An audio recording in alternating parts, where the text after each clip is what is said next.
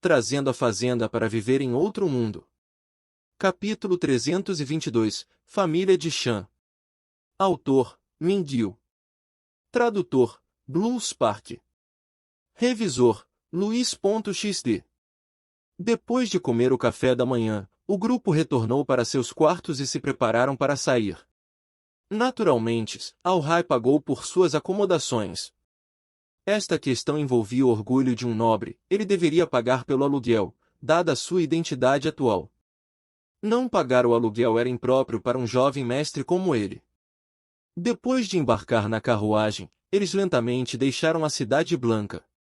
Shan se sentou ao lado de Shui, do lado de fora da carruagem, para dirigir. Hoje, Shan estava vestido normalmente. Ele usava roupas comuns de guerreiro, ele parecia muito normal enquanto estava sentado do lado de Shui. Shui disse a ele ontem sobre a habilidade de Zhao-Rai como um mago. Ele disse para Shan para não ousar trair Zhao-Rai, ou então enfrentaria a consequência de ser transformado em um morto-vivo. Shan não queria ser transformado em um morto-vivo, então ele agiu de maneira obediente e perguntou sobre os desagrados de Zhao-Rai. Por causa disso, ele apenas usava roupas comuns hoje. Você poderia dizer que Shan não era feio. Ele tinha um rosto infantil e adicionando sua pequena estatura, isso fazia parecer mais jovem do que a sua idade realmente era. Zhao-Rai também perguntou sobre as capacidades de Shan. Shan poderia usar técnicas furtivas, usar armas ocultas envenenadas e se disfarçar, ele era alguém nascido com habilidades inatas de um assassino de sucesso. Além disso, sua força de luta não era fraca. Sua força era a de um guerreiro do 6º nível, mas durante os assassinatos, ele conseguia lidar facilmente com os 7º níveis. Com respeito à força de Shan, Al-Rai estava muito satisfeito. Adicionando ao fato de que Shan fez um juramento de sangue para eles, Al-Rai acreditava que Shan não ousaria enganá-lo. No entanto, Al-Rai ainda decidiu observar Shan por 1 ou 2 dias, após o qual ele levaria Shan para o espaço. Se Shan não fosse leal, Al-Rai não seria misericordioso e simplesmente o transformaria num morto-vivo. Em todo caso, ele ainda poderia manter suas habilidades quando ele o transformasse num morto-vivo.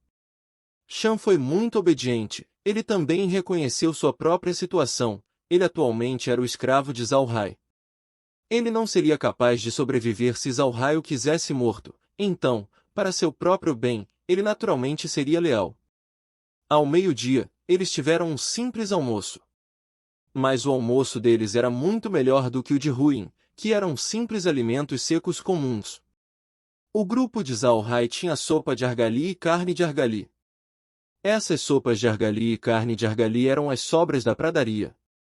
Quando eles partiram para a guerra, Weios matou todos os seus argalis para serem transformados em comida. Quando eles ganharam a guerra, eles obtiveram muito argali. Naturalmente Weios não queria continuar a consumir a sopa e a carne de argali. As sobras foram então mantidas por Zhao-Rai, o suficiente para eles comerem por um longo tempo. Agora que o continente ainda estava no inverno, a temperatura estava fria. Naturalmente, a carne de argali quente e a sopa quente teriam um gosto melhor nessas condições. À noite, desde que eles não conseguiram encontrar nenhum hotel, Al-Rai e os outros decidiram descansar dentro de uma pequena aldeia. O nome desta aldeia era Orelha de Gato. Tinham algumas dúzias de famílias e o oficial de mais alto nível era o chefe da aldeia.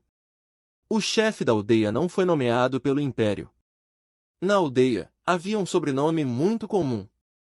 O chefe da aldeia era o patriarca da família, detendo a mais alta autoridade na aldeia. Entretanto, aos olhos de um nobre, um chefe da aldeia não era um oficial. As pessoas na aldeia ainda não tinham visto um oficial superior antes. O oficial com a maior autoridade que eles viram antes só poderia ser o oficial que veio da cidade para cobrar os impostos, e esse oficial do imposto nem mesmo era um aristocrata. Então, quando as pessoas da aldeia viram o grupo de Zhao-Rai, especialmente suas armas, eles ficaram muito aterrorizados.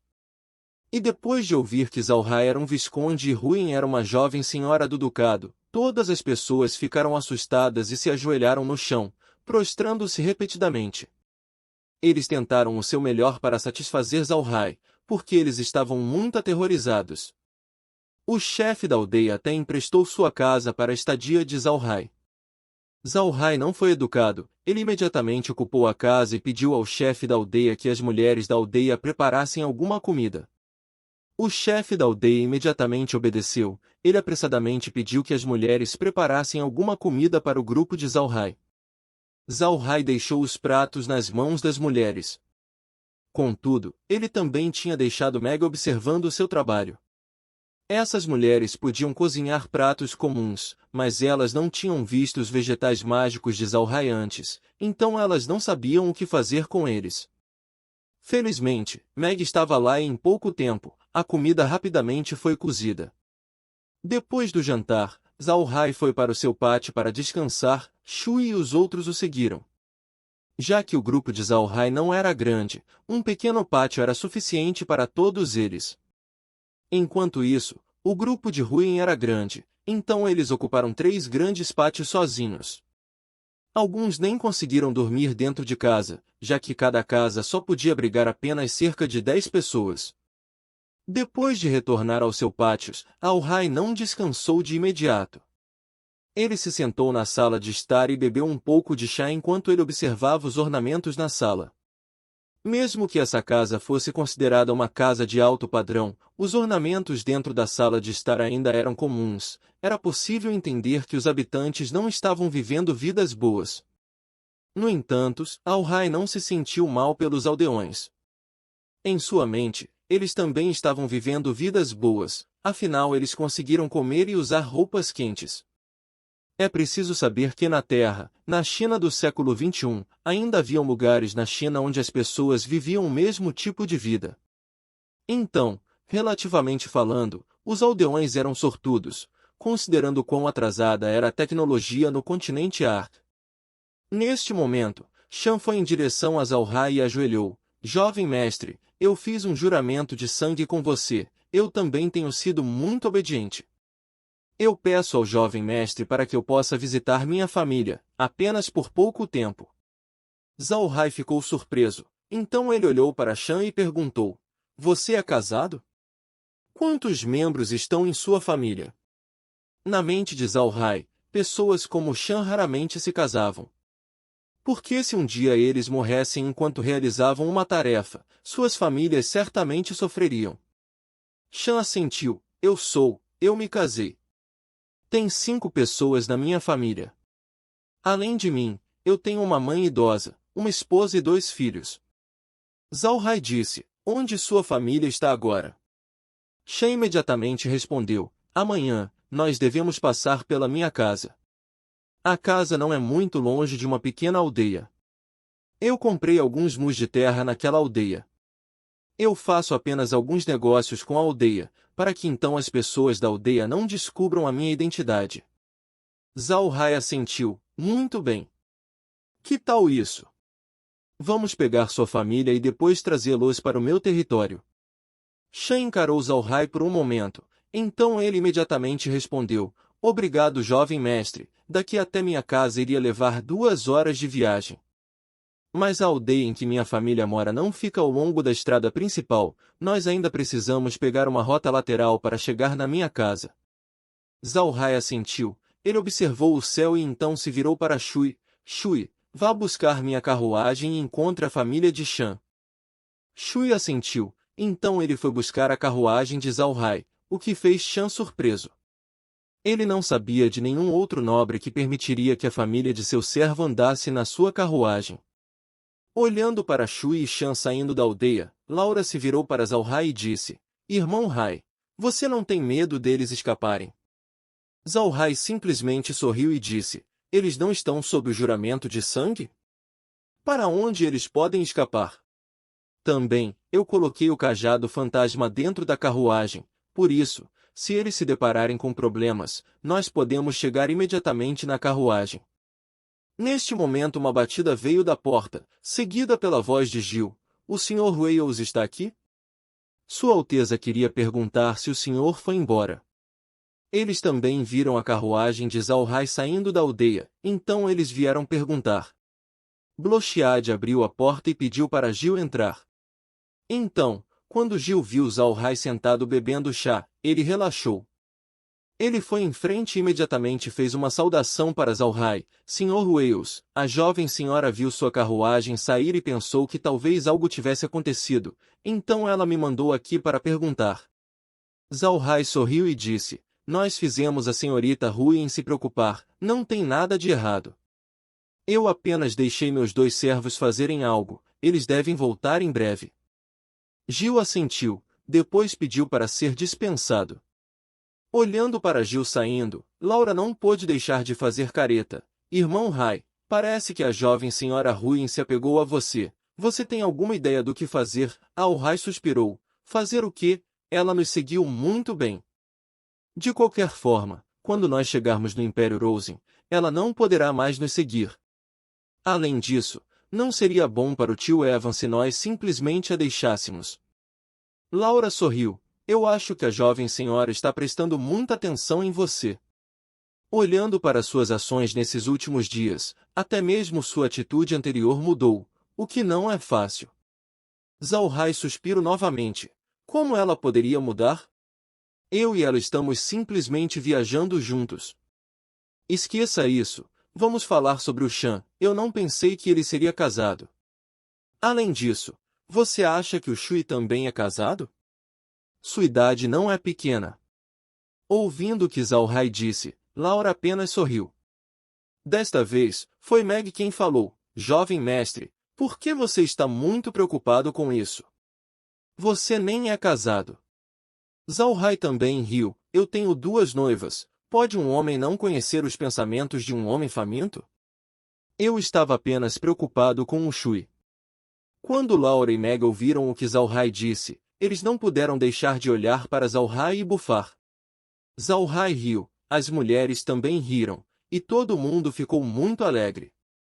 Enquanto o grupo estava conversando, o tempo passou inconscientemente e o céu lentamente escureceu.